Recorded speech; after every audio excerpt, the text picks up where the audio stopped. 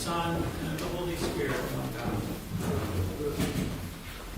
Brothers and sisters in Christ, we have just heard this parable that Jesus accounts. That is the story of Lazarus, this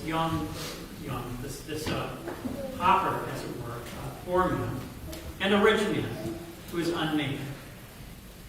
And there are a number of things that are present in this story, and a number of things that we can pull out and talk about. One of the big things, of course, is that this parable gives us some insight into what we might expect after we have died. And it ties in with a reading that we hear in the springtime before the beginning of Great Lent. The story of the Last Judgment, Jesus Christ's return, the whole story of sheep and goats. There is a distinction made by God, and there is an eternal distinction made by God. The good and the bad, the good and the evil, and where you land in that place. So we hear in this story the instance of this interaction of the rich man and Lazarus, the poor man, before they died. And then we hear what happens after they die. So, of course, the story about what happens when they are alive is that Lazarus, the poor man, is outside the door of this rich man's house.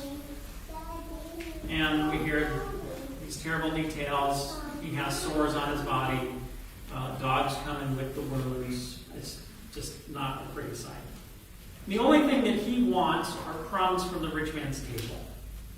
He doesn't want money. He doesn't want a seat at the table. He doesn't want the first serving of whatever wonderful thing is being eaten in the house.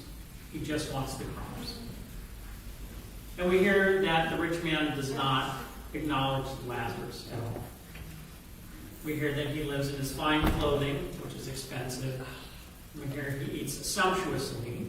So the spread at his house is probably Thanksgiving dinner every night. And he just goes about his way.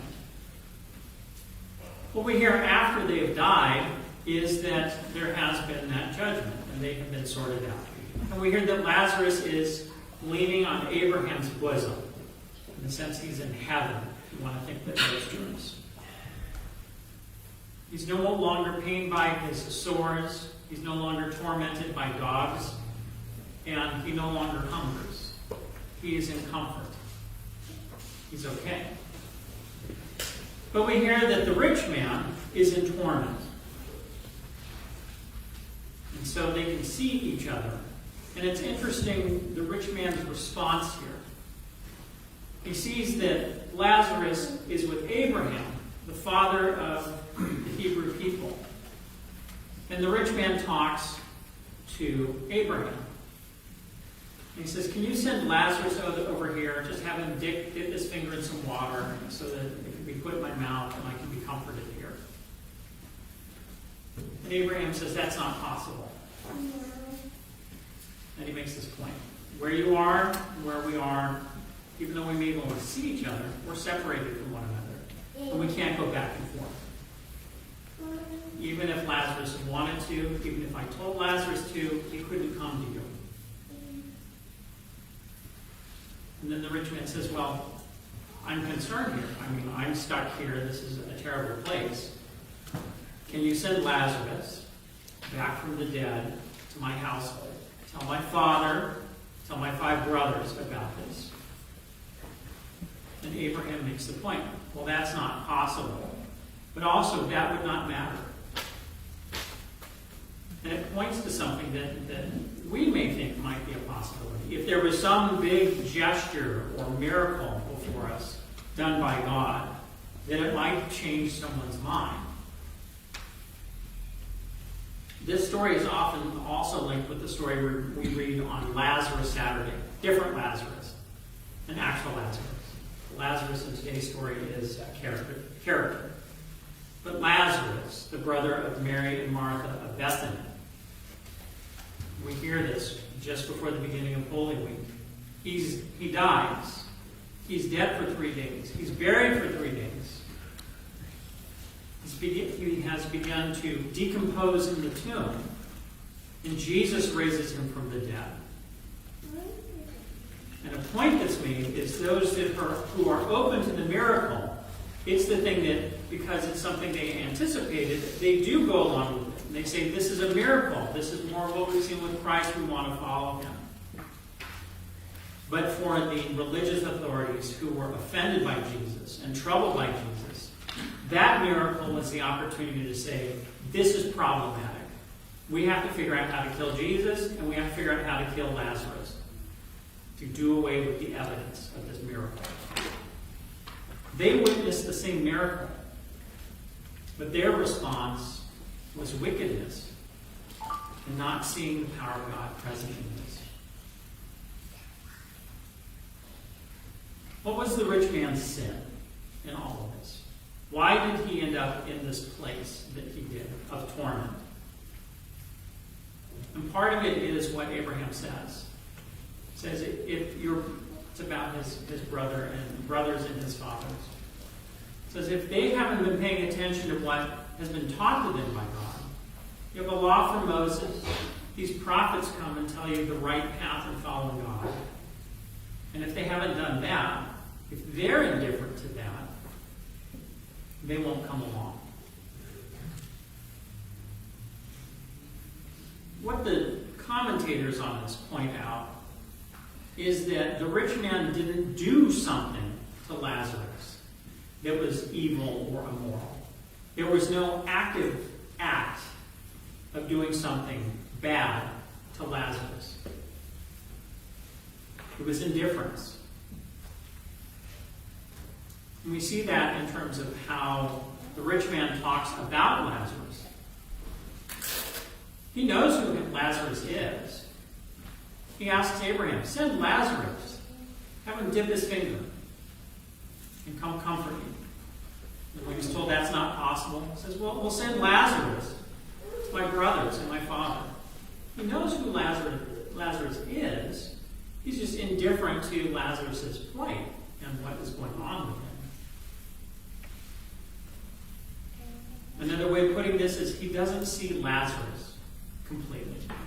He's aware there's this person who was outside the gate of his house, knew his name. He's aware that that's the same person that is in this afterlife and he's asking Abraham to do things for. But he never addresses Lazarus directly. He's indifferent to him.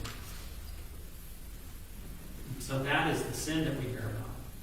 And so if we want to look at the lesson for us, it's about where are we indifferent? And how do we combat or address that indifference? As I counsel when people come to me and discuss sins they're trying to overcome, I make the point that the classic picture that we're given in our Orthodox spirituality, and we see this in other Christian traditions, is this contrast of vices and virtues, if you want to use that language. So a vice is a particular sort of sin, like indifference in this instance. And there is an opposing virtue. So in our spiritual life, we are trying to reduce the effect of that particular vice, the indifference, and increase the opposing virtue. Well, what would our opposing virtue be in this instance? Conscience. And part of that is conscience about other people. The difficulty is we live in a fallen world, and so our wiring is out of kilter here. And the world tells us to use filters. And so by default, we filter people out.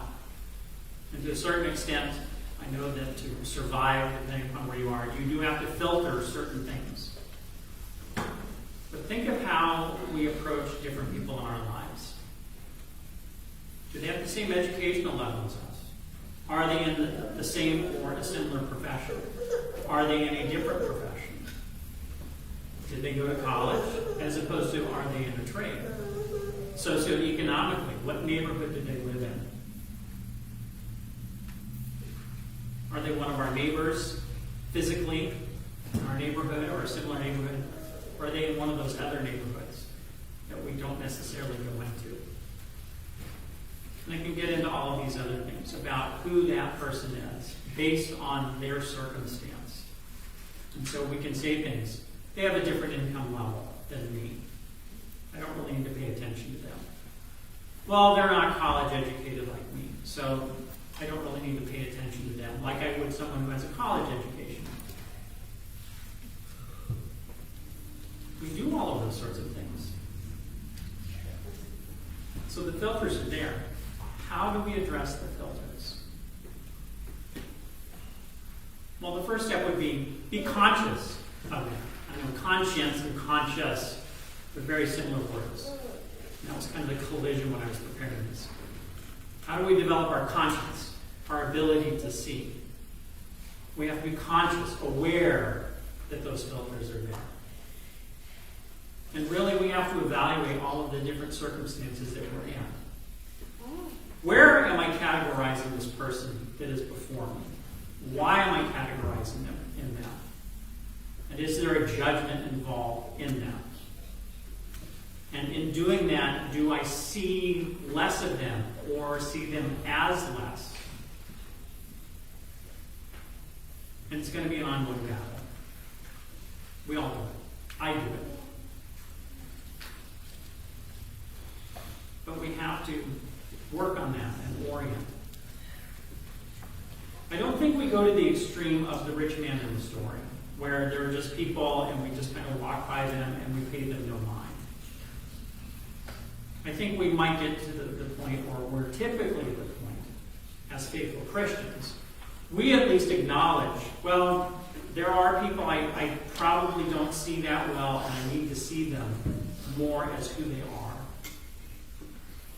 And depending upon what's going on, I need to act on them accordingly.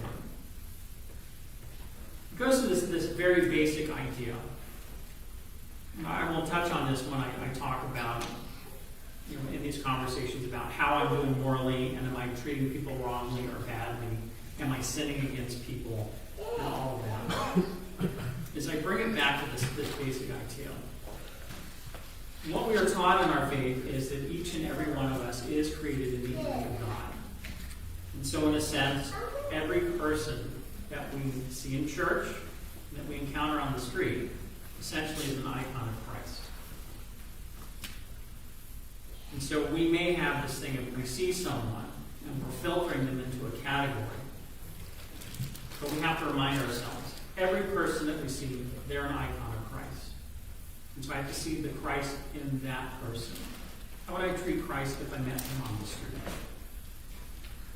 And it still may be a struggle.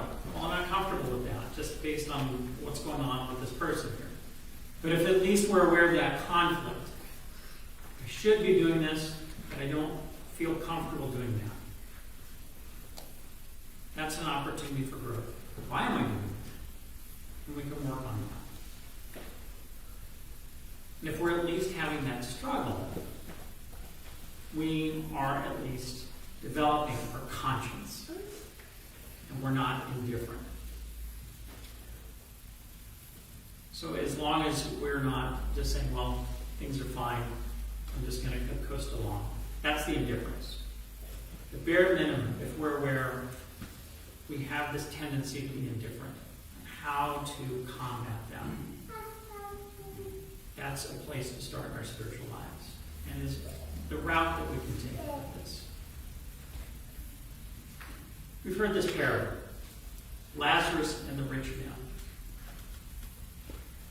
It talks about life before and life after death. And it talks about how we can end up in a place of torment if we are indifferent. But our lesson is to develop our conscience and awareness of other people. Eliminate the filters that we use to categorize them.